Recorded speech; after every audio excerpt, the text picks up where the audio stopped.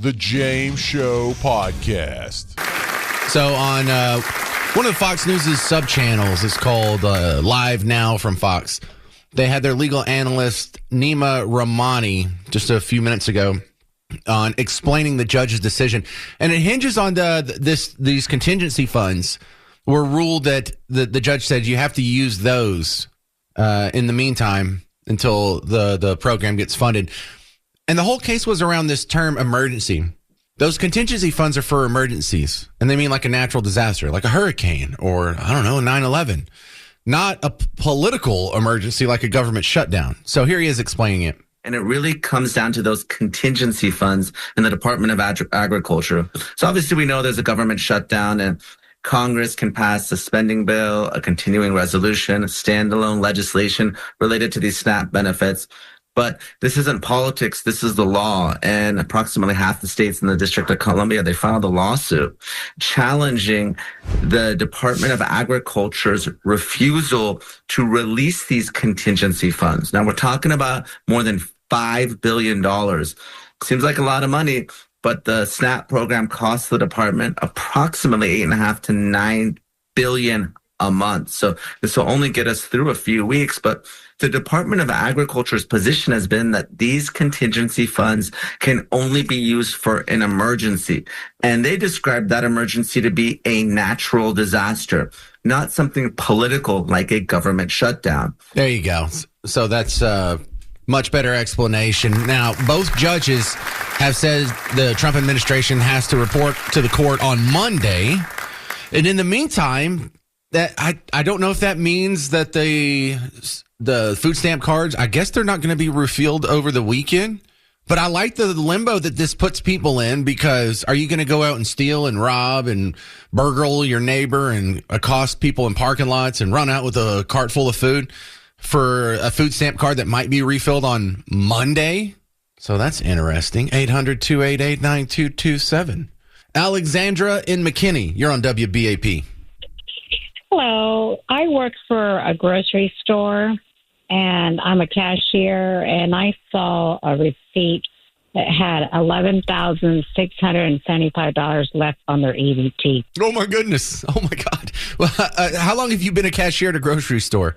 19 years. All right. So I worked at a grocery store. I was a bagger. I used to be at the end of your line. You used to shove groceries at me, and I would put them in a bag. But I was in high school. This was like 30 years ago.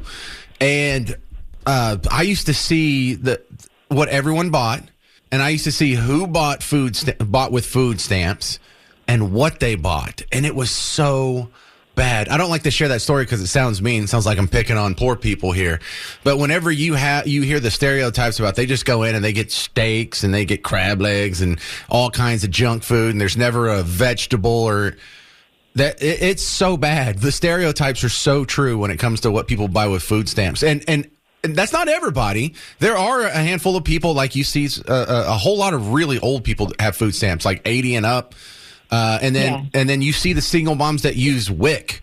And so you see the delineation in society on who's using what and how they're using it. And the stereotypes are pretty true in my observation. So my question is, are they able to roll over their balances to the following month? Because if you have $11,675 rolling over, that means you're getting too much, because I don't get to roll over my chicken account every month. You know what I mean? Well, I don't know if that's a good comparison. You do get over. Yeah, you get to roll over your checking account. It's not gone if you don't spend it. But yeah, I get what you're saying. 11,000 is a lot of money, though, Alexandra. Thanks for sharing that, because a lot of people need to hear that. Michael in Fort Worth, you're on WBAP. One word: commodities. Get rid of the food stamps. Get rid of the EBT cards. And I remember I was growing up in Oklahoma. Man, I'm 70 now, but back in the 60s, I'd stay with my grandparents out their farm, and they finally got a phone. And I'd pick it up every time it rang, old black one with a dial. And my grandma, no, that's not our ring. That's not our ring. Leave it alone. Well, at night when they was out on the porch, I'd be inside. There wasn't any television. We didn't have one, but I'd pick up the phone and listen to it. And there'd be people talking about, well, I went over to Miss So-and-so's, and I went and got something out of a freezer, and I saw some commodity cheese. I saw some commodity this.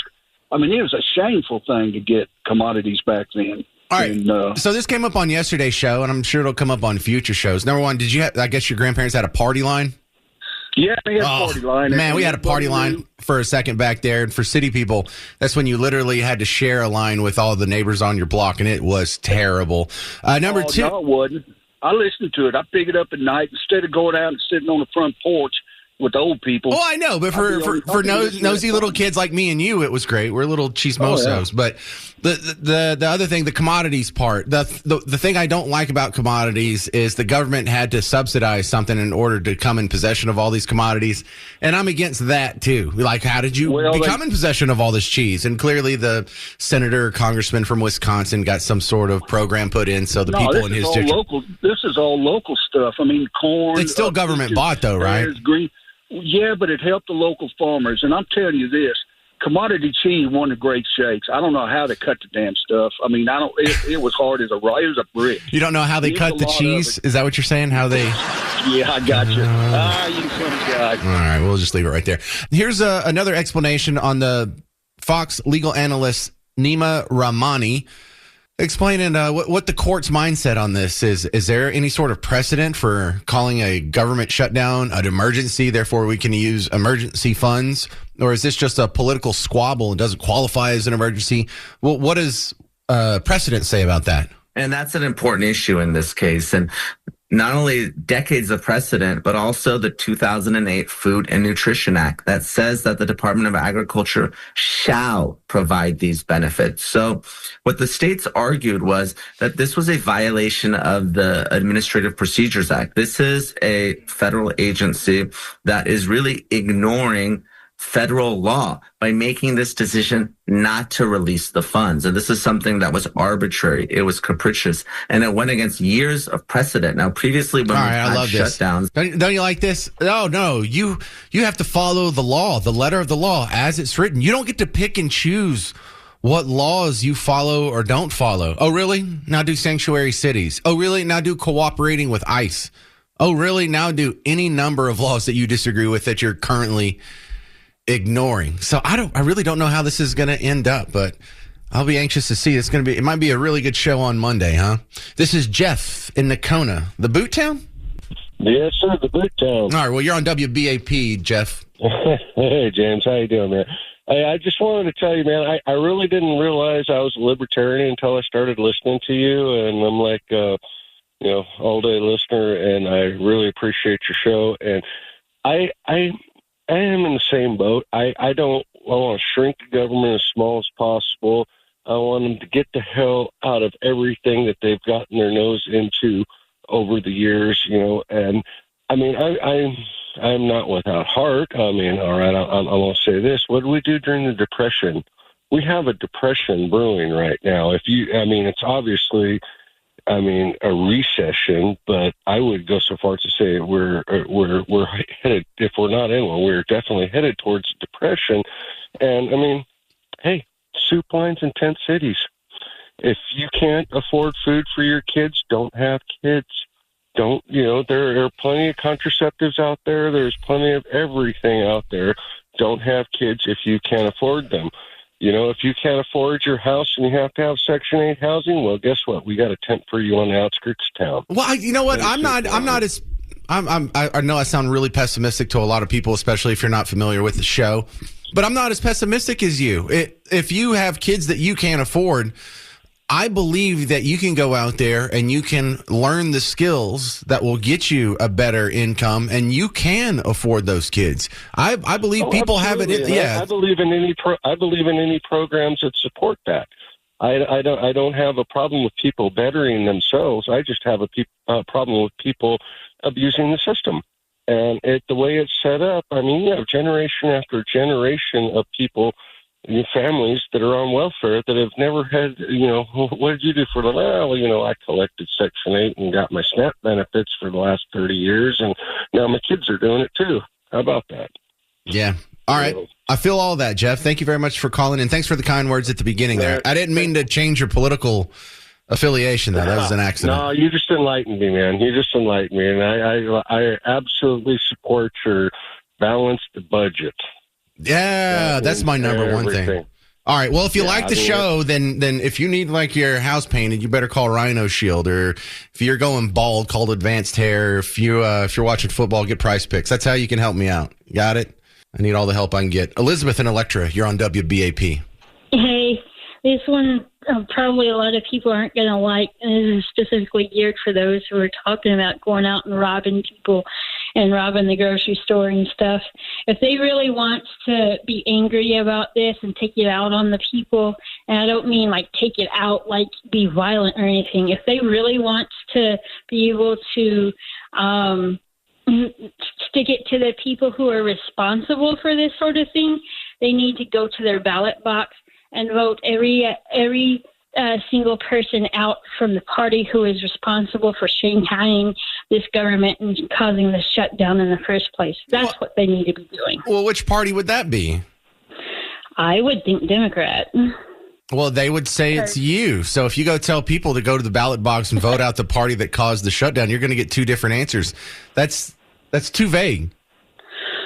Well, I don't know that it's the Republicans that shanghaied the government. They're actually trying to submit bill after bill after bill. Yeah, listen, at any point, either party could end the shutdown if they just voted with the other party. That's the nefarious thing about trying to blame this on either party. It's both of their faults. Both of them are not changing their mind and calcifying. But you know what?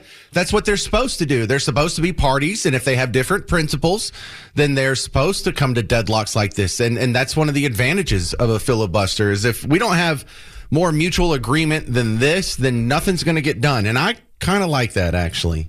I think that's a feature, not a flaw. David in Bedford, you're on WBAP. Yes, sir, James. I'll tell you what, I don't think Trump's going to give an inch, personally. Using the federal judge's logic, why don't they just demand that the Democrats sign the continuing resolution bill, as it is? Just say, hey, sign the bill. Too bad. The Republicans have the upper hand. They control the House and Senate. Sign the bill. And the federal judge make a ruling just like that. Yeah, like it's ruling right now. I question the whole thing. Like, how does a district judge in Rhode Island get to control the budget and the spending within the executive branch of government more so than the president, who's actually listed in the Constitution as the chief executive of the executive branch? It doesn't make sense. No, they're trying to make the president look like a bad guy. If President Trump continues to push it, say, no, this is not going to happen, judges have no call here. It's up to Congress. It's up to the Democrats. We've voted for it. They need to vote because using the kind of logic they're using, why not the federal judges just tell the Democrats to vote for the bill? And they don't have any standing in this thing. And I think President Trump is going to say no. Sorry. Interesting. I don't know if a judge can tell people to vote for the bill, but there's no way they're going to do that, even if they could. This is Angie in Haltom City. You're on WBAP. Hey there. I have just kind of a comment. I am sorry for the people who are losing their food stamps in a way, but I'm also really feel bad for the people who are not getting paid for doing their jobs. And so I don't know why there's more of a ruckus about the food stamps than there is a ruckus about people not being paid by the federal government. If they're doing their jobs, they should be getting paid, and we should be screaming more about that. You really don't understand that, or are you being facetious? I don't know why I know why we're not. There's no more screaming. I am being facetious. But okay, yeah. The point is, I didn't know which question to answer there. No, because I agree with you. It's clearly they're focused on the people who shouldn't be getting money over the people who actually worked for their money because it helps the narrative better, and they're more of a sympathetic figure than some air traffic controller who's probably making more money than you anyway, getting delayed by 2 weeks on his latest check. That's not a sympathetic argument. It's a more rational argument. It is a more correct argument. It should be a more sympathetic argument other than, like this guy, he just worked for a whole month. Now he's not going to get paid. That to me, that's more sympathetic than, hey, look, this lady sat on her ass for a whole month and she's not going to get paid. Yeah, for me and you, it's backwards. It's totally backwards. And that's actually a pretty good observation there, Angie in Haltom City. He's not getting paid. His family's going to be hungry too. Well, he doesn't get paid. No, listen, He probably has some money in the bank to where he can float for a couple months. He's also probably married and maybe wife has another income. He has things he can go pawn or sell, or he could just get rid of some guitar amp on Facebook Marketplace and feed his family because he's really not at his dire straits. He's probably a productive person who has accumulated some wealth and not spent it all and has backup resources and plans in a social network and friends he could borrow money from. For the people who are making an emotional argument, he's not a sympathetic figure. It's a more rational argument, but they're not there for rationale. They're there for emotion. The producer on this show is a fellow named Garrett, and Garrett tells terrible stories during our meetings, and we're like, let's just make a segment out of these stories. And it's not necessarily that they're bad stories per se. It's just he's so wholesome, it's suspicious. You understand? If you asked me to tell hey, yeah, you have like 2 minutes to tell like an interesting story to just really grab the ear and the attention of a potential audience of 8 million people. I might tell you about the night that Scotty lost his virginity. I might tell you about the time Dave relapsed on meth. I might tell you about the time I got in a fist fight so bad they had to stop a Deftones concert. But Garrett's stories, just dial it all the way back and get ready for another great episode of Garrett's World. And coming up after Garrett's World, this is an unofficial part of the show. Someone related to Garrett's going to call in and tell me how awesome it is. Just watch. Well, today is Halloween, and I feel now is the appropriate time to tell you and James of one time I actually did get in trouble. I was in kindergarten between 2002 and 2003. We were in stations where we work on specific assignments we were given. While we were working, my friend Colton was telling our small group about this really scary movie he saw over the weekend. The way he was describing it seemed really scary, at least for a 5 to 6 year old. He told us he was so scared, he said he let out a scream that sounded like this. I was pretty amused by that last specific detail, so I decided to join in. I said, "Oh yeah? Well, I screamed like this." As you could probably tell, I caused quite a disturbance within the classroom. When the teacher asked out loud who was screaming, everyone in the room collectively said my name. And I had to do the unbelievable, pull my green card. That was the first big time I ever got in trouble at school. With that said, happy Halloween, y'all. Does everyone know what the green card reference is? Garrett, when most of us went to school, they didn't care about your conduct that so much so that we had a color system. Explain the color system. You can talk on air. Sure. So the color system is it's between 3 to 5 cards. Green is good job. Yellow is warning. Orange is timeout, blue is removal from class, and red is they got sent to the principal's office. And I had the reputation of staying on green all the time, and this is one of the very few times I actually had to pull my green card and be on yellow. And did they still spank kids when you were in school? It was pretty embarrassing. I never liked doing that, Garrett. But it was a rare occasion. Did they still spank kids when you were in school? No, but we did have one teacher have us stay in the corner. And she was really old school. It's not the same thing, dude. Dude, I got so many spankings in school. I got a ton of spankings. Why are you surprised at that, Kimberly? What do you think I was well behaved? That's terrible. What, you're chiming in now? I would think by that time, that's it. That's assault. You can't do that to kids anymore. Oh, you should be able to spank a kindergartner. You can be a family member and you'll go to jail. I'm just shocked. I disagree. No, I got spanked a bunch when I was a kid. I'm not judgmental here. I'm just saying I probably could have used some more, actually. So this is how Garrett gets in trouble in school. This is how he runs afoul of his teacher. That's it? That's what you did? Is that the most trouble you got in your schooling career? There was one time when I was in 3rd grade where I did something just out of pure curiosity. Everyone thought it was malicious, but pretty close. It wasn't malicious. I just really wanted to see what the bad word was in the girls' room. Oh, okay. All right. Well, I got in trouble for that too. Let me give you a story about how I ran afoul of my teacher and her citizenship preferences. I had a teacher in 9th grade, and I was in the GT class, not to brag, but this teacher, we all had English together every year, and our English teacher went to the same bug tussle school system that I went to, and she had just graduated college and come back to be a teacher there. And she tried to test into GT every single year that she was at bug tussle, and she never made it in. And so she really hated us, and she was super jealous. So you're not that smart. You think you're that smart just because you're in GT, but I'm going to show you you're not that smart. So she kept giving us horrible grades on anything that was subjective. If we would write a book report and turn it in, we would all get C's, and we're like, you are ruining our lives. Like there's people in here who want to be valedictorian and salutatorian, and they're not going to be able to because of you. We've never gotten C's before. We don't know what the heck's going on. So I griped to my aunt, and my aunt had gone to school with her too because it's Bug Tussle, small town. And she's like, oh, I know her. Yeah, well, here, I'll tell you some secrets. Are we talking about the same one? The one that her mom had been my English teacher in 6th grade. This is in 9th grade now. So next time I went to school and she gave us all a hard time, I gave her a hard time till I got sent out into the hallway. When she came out and talked to me, I was like, my aunt told me all about you. I know what you did in high school. I know you swallowed a whole bottle of Tylenol PM on a band trip and tried to kill yourself. So then they had to stop, take you to the hospital, get your stomach pumped, and you ruined the trip for everybody. Yeah, I know about that. I also know about you and 4 of the starters on the basketball team at the same party. So you want to just stop giving us a hard time, or you want to keep this going? I can tell everybody if you want. I got sent to the office every day for 6 days in a row by her. And I would go to the office, and of course I know the principal, and we all know each other, and he knows my grandmother. Why are you in here? I was like, why don't you ask her?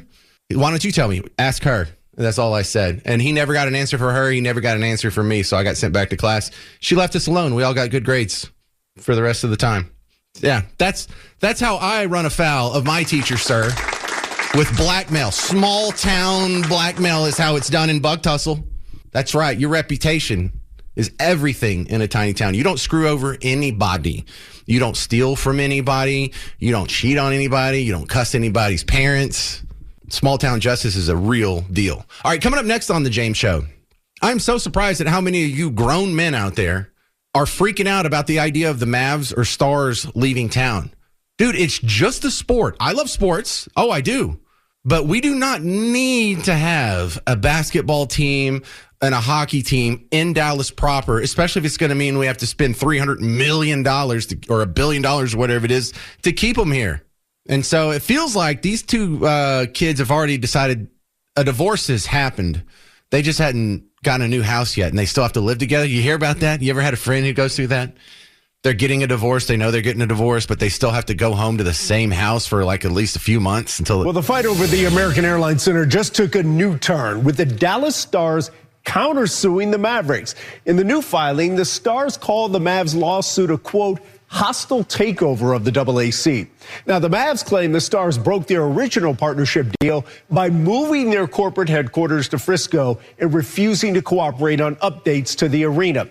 Representatives from both teams are due in court Thanksgiving week for injunction hearings, and a mini trial will be held December 15th to determine the merits of the Mavs being able to buy out the Stars shares. And despite the legal fight, both tenants will still be sharing the American Airlines Center this season. Oh, man, Thanksgiving is going to be so awkward, isn't it? And the part of this discussion that has surprised me throughout my 23 years of doing talk radio is how so many grown men, and I don't mean 21 years old, I'm middle-aged, I'm 48. How many grown men are so attached to a sports league or a sports team that they will make very irrational decisions that go counter to all their principles and all other facets of life. Because we all hate handouts, right? Don't you hate corporate handouts? Don't you hate foreign aid? Don't you hate just handing a bunch of money to Uganda for a global warming coloring book or whatever? Don't you hate it when they hand out millions of dollars so some scientist at some college can study shrimp on a treadmill? Yeah, the food stamp issue that's going on right now. We hate handouts. Unless it's our favorite team, right, guys? Well, I mean, the poor taxpayers of Arlington, how many billions of dollars have they had beaten out of them over the last couple of decades? I tell you what, man, the taxpayers of Arlington, they are just the Mother Teresas of North Texas is what they are. They're just givers, because when I was in high school, they built that big, beautiful new stadium for the Rangers, because, Arlington Stadium was kind of a dump. It was pretty bad. So then we had this beautiful stadium. And they're like, well, look, this thing's like 20 years old. It's not going to last forever. We got to tear it down and build a dome stadium. And then they also had to build a new Cowboy stadium. And they've put up I think it's like $2 billion just from those 3 stadiums right there. What's going on in Arlington? Is it the center of the universe? Is it the center of the Metroplex? Did it really change its position in the hierarchy of whether or not people want to move there or businesses want to start there? I mean, the tax revenue, are the streets paved with gold? You know, the laws of economics do not quit just because you like football. And if the Mavericks and the Stars are threatening the taxpayers of your town, I don't know which one it is. Frisco, Plano, Dallas, Keller, Fort Worth, whoever it is, if we all just say no to the handouts, then they're probably going to stay in Dallas. And I mean Dallas proper. But if in order to stay in Dallas, they're going to be asking for millions of dollars in taxpayer money, we should all agree, no, absolutely not. That is not a necessity. Well, we're going to move to another town. We should all be willing to say, we'll go then. And some people make a big difference. They're like, well, if they're going to still be the Dallas Stars, but they're going to be in Frisco or Plano or Denton or Fort Worth or something like that, that's tolerable. Maybe if they build a new Maverick Stadium where the old Texas Stadium was, and then technically that's in Irving. Okay, they're still the Dallas Cowboys. That's close enough, whatever. Or the Dallas Mavericks. But you should be able to let them go, as in, well, if we don't build them a stadium, the Mavericks owner has casinos. She's going to move them to Vegas. Let them go. Let them go. I love basketball. I love the Mavs. I hope they don't go, but I'm not spending 1 cent to keep them here. That's the economic principles that you apply in all of those situations. You shouldn't throw your logic out the window just because sports are fun. And sports are fun. I don't know why we're so attracted to them. I'm attracted to them too. I'm a huge sports fan. And it's a weird thing in human history, going all the way back to the ancient Sumerians. They had sports teams and sports leagues. The Romans had all the sports leagues and the teams going on. It's just something that once a human society civilizes enough that they have some free time, sports naturally flow out of pretty much every society on the planet. It's just something that's built into us. So whenever we have these animal instincts, whether it's for food or sex or sports, we make really, really terrible decisions. Let's not do that with the Mavs and Stars. Please, do we really need the Mavs and Stars in Dallas? I say no. I say if they want to move to Vegas, let them move to Vegas. 800-288-9227. 800-288-9227. Coming up next on The James Show, who are these bedwetters opposed to shooting coyotes in DeSoto? We'll talk about it next on The James Show, News Talk 820, 93.3 FM, WBAP. The James Show Podcast.